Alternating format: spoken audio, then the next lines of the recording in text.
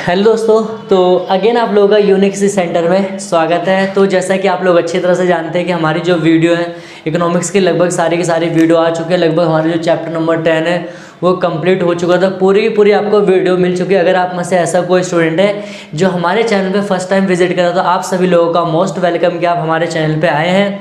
तो आप लोग वीडियो को कर दिए लाइक कर दीजिए, चैनल को सब्सक्राइब कर दीजिए और ज़्यादा से ज़्यादा अपने दोस्तों के बीच में शेयर करिए।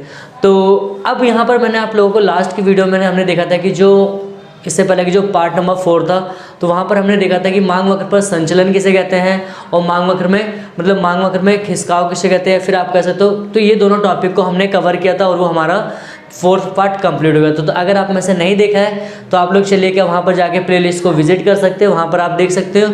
तो फाइनली बता दूं कि यहाँ पर हम पढ़ने वाले जो हमारा पूर्ति का सिद्धांत था उसका पार्ट 5th पढ़ने वाले हैं। तो अभी तक का हमने देखा था और ये जो पार्ट है बाकी 4th पार्ट से अलग है। अब आप लोग कहोगे सर क्यों अलग है, तो सिंपल ही बात है। इसके मैं आप बता दूं कि इसमें हम थोड़ा सा न्यूमेरिकल पोर्शन को बात करने जो हमारा स्टार्ट होने वाला है। तो सबसे पहले हमें यहाँ पर समझना ध्यान से पूर्ति की कीमत लोच किसे कहते हैं। अब मैंने देखो आप लोगों ने अगर वीडियो को पहले देखा होगा, मेरी सारी वीडियो को नहीं देखा तो आप प्लेलिस्ट को चेक कर सकते हैं। तो मैंने आप लोगों को स्टार्टिंग में जब इस चैप्टर के फर्स्ट पार्ट में आपको पढ़ा था तो मैंने आप लोगों को बताया था कि जब भी आप इस टॉपिक को पढ़िएगा तो आप अपने माइंड सेट को दो प्रकार से रखें। अगर आप पूर्ति का पढ़ रहे हो तो आप अपने आप को as a producer as a seller मान के चलोगे। समझ में आ रही है बातें? अगर नहीं आ रही है तो दोबारा सुनिए। मैं क्या कर रहा हूँ कि जब भी आप अपने इस चैप्टर को पढ़ोगे तो आप अपने आप को क्या सेलर मान के चलोगे या फिर प्रोड्यूसर मान के चलोगे। लेकिन अगर आप जब डिमांड का पढ़ते हैं मतलब थ्योरी ऑफ डिमांड पढ़ते हैं, मांग का सिद्धांत, तो अपने आप को क्या मानिए कि एज अ कंज्यूमर मानिए। क्यों? क्योंकि दोनों की जो अप्रोचेज हैं वो बिल्कुल डिफरेंस है। तो इसमें हम पढ़ने के वाले हैं। तो सबसे पहले हमें समझना कि मतलब पूर्ति की कीमत लोच। अब जिसने मांग की लोच पढ़ी होगी तो वहाँ पर आपको इजीली आप इसका डेफिनेशन दे सकते हो। अदरवाइज बाकी चीज़ें तो मेरा काम है, मैं बताऊंगा, आप उसकी फिक्र मत करिए। तो यहाँ पर जो कह रहा है कि पूर्ति की कीमत लोच। अब यहाँ पर वर्ड आता है लोच। लोच की मीनिंग क्या होती है? लोच का मतलब क्या होता है? सिंपल बात है। देखो इसमें अभी तक हमने ये देखा था कि पूर्ति का नियम क्या बताता है कि अगर प्राइस बढ़ेगी तो क्वांटिटी क्या होगी? बढ़ेगी, मतलब सप्लाई बढ़ेगी। अगर किसी मतलब कोई भी आइटम है, कोई भी गुड्स है, अगर उसकी प्राइस इंक्रीज हो रही है तो ऑटोमेटिक सप्लाई क्या होगी? इंक्रीज होगी। अगर प्राइस डिक्रीज हो रही है मतलब प्राइस जो घट रही है तो उसकी सप्लाई क्या होगी? कम होगी। ये अभी हमने मतलब ये पूर्ति का जो हमने इससे पहले के 4 पार्ट तक को देखा था। लेकिन इसमें अब हमें जो एक्चुअल में जो समझना वो क्या है कि आखिर में अगर प्राइस 10% बढ़ती है तो क्वांटिटी में कितना परसेंट, मतलब अब यहाँ पर न्यूमेरिकल फॉर्म में हमें देखना है कि आखिर में जब प्राइस बढ़ेगी तो उसमें कितना चेंज आता है। प्राइस जितनी गिरती है तो उसमें कितने मतलब कमी आती है, ये हमें चाहिए देखना है। किस फॉर्म में? न्यूमेरिकल फॉर्म में। तो यहाँ पर देखो कह रहा है कि पूर्ति की तो लोच का मतलब क्या होता है? सिंपल ही बात है, चेंजेस। क्या होता है? चेंजेस। कि अगर प्राइस बढ़ेगी तो सप्लाई चेंज होगी, प्राइस घटेगी तो सप्लाई क्या होगी? मतलब पूर्ति क्या होगी? कम होगी तो वो चेंज होगा। अब वही पढ़ना है कि कितना चेंज होगा, तो यह बाकी सारी हम इसमें देखेंगे। डेफिनेशन क्या कह रहा है कि वस्तु की कीमत में परिवर्तन से, कह रहा है मतलब वस्तु की कीमत में परिवर्तन से वस्तु की पूर्ति पर, क्या कह रहा है? वस्तु की पूर्ति पर पड़ने वाले प्रभाव को पूर्ति की लोच कहते हैं या फिर आप पूर्ति की कीमत लोच कहते हो। सिंपल ये बात है।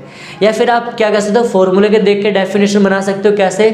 कि मात्रा में प्रतिशत परिवर्तन और कीमत में प्रतिशत परिवर्तन का जो रेशियो होता है, जो उनका अनुपात होता है, उसी को हम क्या कहते हैं? पूर्ति की लोच या पूर्ति की कीमत लोच। ये तो हमारी डेफिनेशन थी।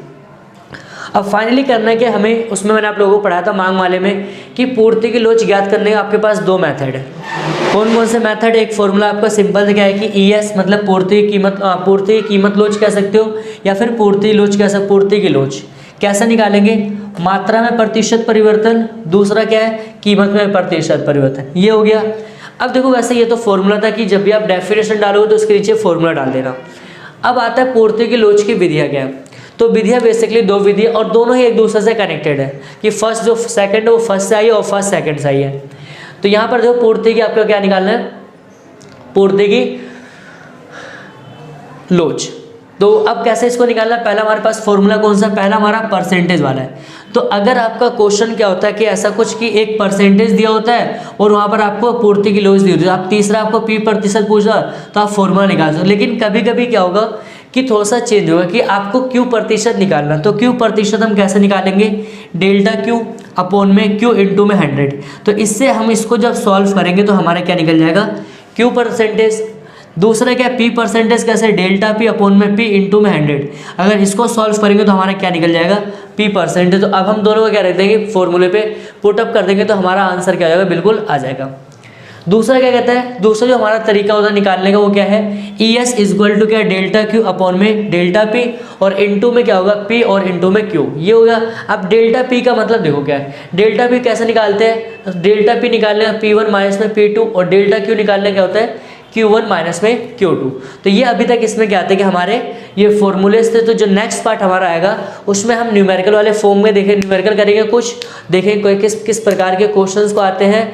तो आई होप कि आपको वीडियो अच्छी लग रही होगी। वीडियो को लाइक करिए, चैनल को ज़्यादा से ज़्यादा शेयर करिए। अगर आप लोगों को कोई डाउट्स हो तो आप कमेंट सेक्शन में कर सकते हैं। अदरवाइज आप हमारे को इंस्टाग्राम आईडी पे फॉलो करिए, आपके कोई डाउट्स है तो आपको वहाँ पर क्वेश्चन आप पूछ सकते हैं। So thanks for watching this video.